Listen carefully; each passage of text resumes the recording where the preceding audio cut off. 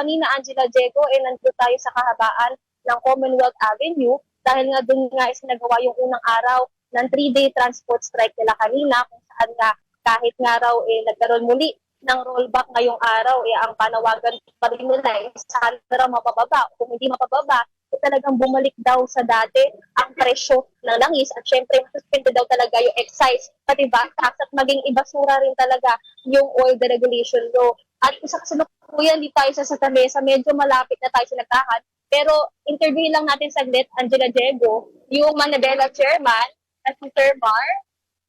Ito. Sir Mar, magandang umaga po. Magandang umaga po, Ma'am Angela and Sir Diego. Sir Mar, tanong lang po natin kasi yung grupong pistol, kahapon po, naglabas na lang ng pesos na fair hike. So, Opo. Request. Pero ang grupong Mantibelang iba, ano po ba ang plano sa fair hike? Sa ngayon po ay wala tayong pinapile na petition para sa fair increase.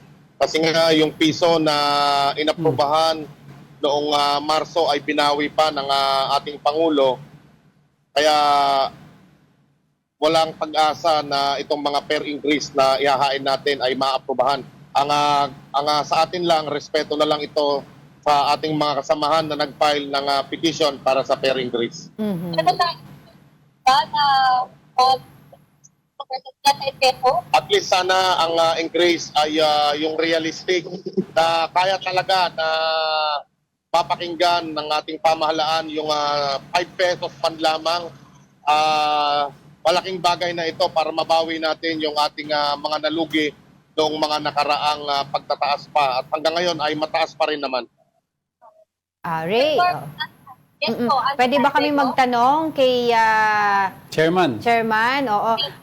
Opo. Mar, ano po, hanggang kailan po natin gagawin itong tigil pasada? Hanggang po mapakinggan ng gobyerno yung ating panawagan na ma-rollback itong presyo ng mga produktong petrolyo sa tamang presyo po nito na alam natin dahil alam natin ang galaw ng presyo sa merkado. Malayong-malayo po itong rollback na ito kung ang pagbabasihan ay ang presyo po sa pandaigdigang merkado na naglalaro po ngayon sa assume na lang natin na $90 per barrel. At kung kukwentahin natin simula nung nagkaroon ng giyera na $72 per barrel, ang dapat dahil $18 po ang binawas nito ay dapat nasa 75 pesos na po ang pagbaba ngayong araw. Pero tinitignan po natin na mas malaki pa yung replenishment cost na kinuha sa atin ng unang buwan. Kaya po dapat lamang na maibaba na ito sa mas malaki pang pagtapias sa presyo ng petrolyo. Katulad ng panawagan natin na dapat 55 pesos na ang presyo nito. Mark, kung hindi kung hindi bigyan yung hiling nyo na magtaas ng 5 pesos pa hiningin, 5? 5 pesos po na per increase. Ang hinihingi po natin ng coalition para nang sa ganon ito po yung malaking bagay na makakabuhay po ng pamamasada. Yun. Kung hindi pa pagbigyan yan, Mar, pero ang excise tax sa diesel kasi pinag-aaralan at baka pag-aaralan ng ilang senador na isuspend, okay na ba sa inyo yan o tuloy-tuloy pa rin ang laban?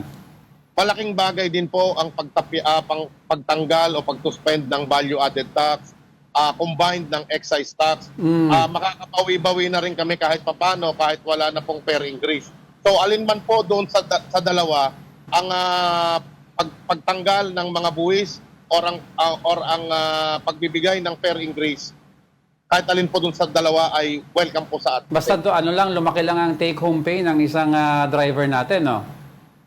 Opo, basta importante po ay madagdagan yung take-home pay natin at madagdagan po yung kita at mas makakabuhay na po ng pamilya. Kasi yung kinikita po ngayon, hindi po talaga nakakabuhay ng pamilya.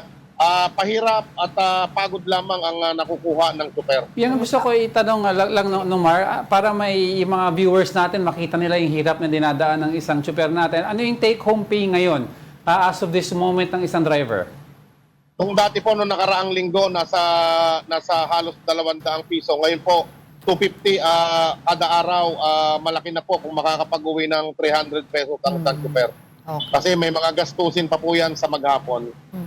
Sir Mark, kanina po kasi tinitignan ko, nung nagsimula po na nagkaroon ng Middle East conflict po, nagtaas na yung diesel ng 90 pesos per liter at ang gasolina 36 per liter. And overall, ang ibinaba naman po sa atin dito ay 50 pesos per liter at ang gasolina 10 pesos per liter. Ngayon, ang sinasabi po kasi ng DOE, yesterday, formal po na sila na po ang magtatakda ng presyo. No, kung magkano ba i-rollback, magkano ang itataas ng gasolina, depende pa rin sa market. No? Kayo po ba ay pabor doon? Kasi nabigyan po sila ng ganitong pagkakataon o otoridad dahil nasa state of national energy emergency situation tayo.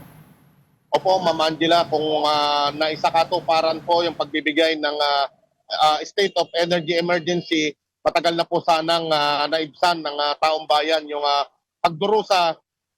Pinatagal pa nila ito ng pinatagal, pinag-isipan pa ng pinag-isipan, na lalo pong nagpabigat sa sitwasyon ng mga tsuper at ng mamamayang Pilipino, ng mga ordinaryong Pilipino. Kayang-kaya naman pala nila, bakit hindi pa ito minadali? Bakit hinayaan pa na malimas o masimot yung katiting nakita ng mga ordinaryong jeepney driver? Well, meron pong pag-aaral ng Ibon Foundation na sinasabi po nila kumita yung mga oil companies ngayong nasa energy crisis tayo ng mahigit 40 plus billion. So that's around 1.5 billion every day. Kada araw, yan po yung sinasabi nila. At tinitignan po, baka daw po merong profiteering na mangyayari dito. Kayo po ba ay naniniwala na magagampanan po ng gobyerno yung kanilang kumbaga role, obligasyon na talaga pong maparusahan kung sino man po sa mga oil companies, if ever, yung kumikita sa ganitong sitwasyon? Alam niyo, Ma'am Angela, Sir Diego, kapag taya natin ang oil companies sa loob ng 45 days, ang kinita ng mga oil companies sa profiteering or